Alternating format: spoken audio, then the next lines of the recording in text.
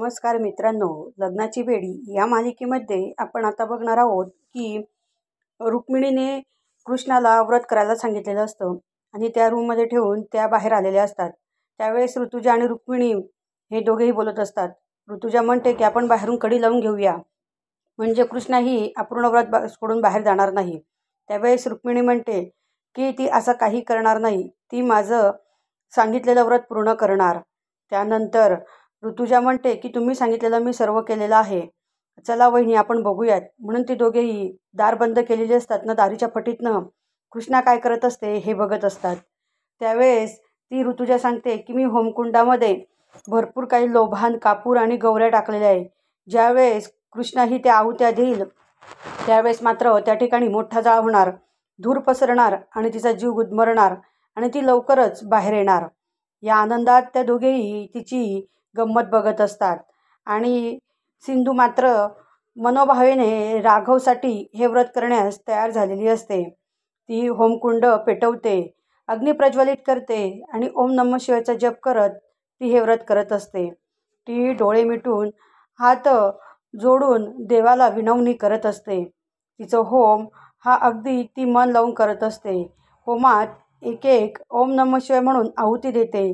त्यानंतर महादेवाच्या पिंडीवर सुद्धा ती जल आणि दूध हे दोघांचाही अभिषेक करते. ती अगदी मनाप्रमाणे आणि शांतपणे ही पूजा करत असते, कारण तिला तिच्या राघवसाठी हे व्रत करायचं असतं.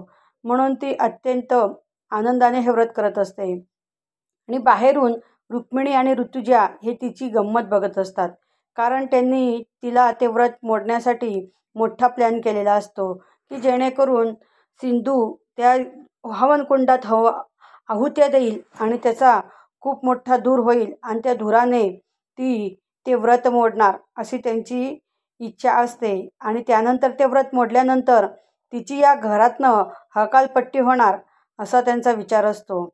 सिंधू ही अगदी मन लावून एक एक प्रकारे हवनाची आहुती देत असते.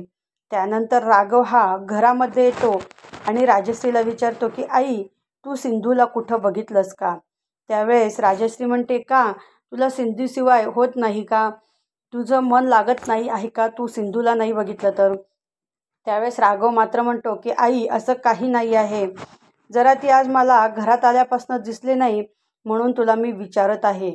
त्यानंतर राजश्री ही राघवकडे बघून हसू लागते. नंतर राघव हा तिच्यासोबत जाऊन बसतो आणि म्हणतो की घरात इतकी शांतता आहे ना, त्यामुळे मला जरा काही संशय येतोय. तेव्हा राजश्री राघवचा कान पकडून म्हणते की तू तिला काही बोलला आहेस का? तुझं तिचं काही झालं आहे का? आणि एवढं लक्षात ठेव की तू तिला काही बोलायचं नाही. आत्ता तुमचं लग्न 2 दिवसावर आलेलं आहे. त्यावेळेस राघव हात जोडून म्हणतो की आई, तू माझी आई आहेस का सिंधूची आई आहेस? त्यावेळेस राजश्री म्हणते, सिंधूसुद्धा ही माझीच मुलगी आहे. त्यानंतर सिंधू इकडे होम हवन करत असते. एक एक जपमाळ्यातल्या मण्याची ती आहुती देत असते आणि ती कधी बेशुद्ध पडणार किंवा ह्या रूमच्या बाहेर पडणार म्हणून रुक्मिणी आणि ऋतुजा ह्या दोघेही तिची गंमत बघत असतात. परंतु सिंधू अतिशय मनाने हे व्रत करत असते, त्यामुळे तिला कुठल्याही प्रकारचा त्रास होत नसतो. नंतर राघव राजश्रीला विचारतो, तेव्हा राजश्री म्हणते की रुक्मिणी काकूंनी श्रावणी सोमवाराचं व्रत हे सिंधूला करायला सांगितलेलं आहे, त्यासाठी ती बहुतेक मंदिरात गेलेली असावी. नंतर राघव विचार करतो की कृष्णाकडनं 1 मिनिटंसुद्धा भुकेलं राहवलं जात नाही आणि ती हे व्रत कसं करणार. आणि नंतर तो विचार करू लागतो आणि म्हणतो की हे व्रत तर आई काकू करत होती ना, मग ती कृष्णाला का करायला लावत आहे? त्यावेळेस राजश्री म्हणते की काकूंची इच्छा आहे की या घरातल्या मोठ्या सुनेने म्हणजे सिंधूने हे व्रत करावं. त्यानंतर राघवला मात्र वटसावित्री पौर्णिमेच्या दिवसाच्या पूजेची आठवण येते आणि तो ते दृश्य डोळ्यासमोर आणत असतो. नंतर राघव विचार करत असतो. त्यानंतर रुक्मिणी आणि ऋतुजा आता तिथं होमकुंडामध्ये खूप अग्नीने प्रज्वलित रूप धरलेलं असतं. तिथं त्या अग्नीचं रूप हे रुद्र स्वरूपात झालेलं असतं आणि त्यानंतर त्या घरामध्ये पूर्णपणे धूर पसरत असतो. मात्र सिंधूला ह्या धुराचा खूप त्रास होऊ लागतो आणि राघवसुद्धा मात्र या गोष्टीचा विचार करत असतो की हा व्रत कसं करेल. त्यानंतर आपण पाहूयात की राघव आणि विनू हे दोघेही बॅट बॉल खेळत असतात. चुकून बॉल हा सिंधू ज्या ठिकाणी व्रत करत असते त्या ठिकाणी लागून येतो आणि नंतर राघव त्या ठिकाणी येतो. तर सिंधूची अवस्था बघून तो तिला हातात पकडतो आणि ते व्रत पूर्ण करण्यास तिला मदत करतो.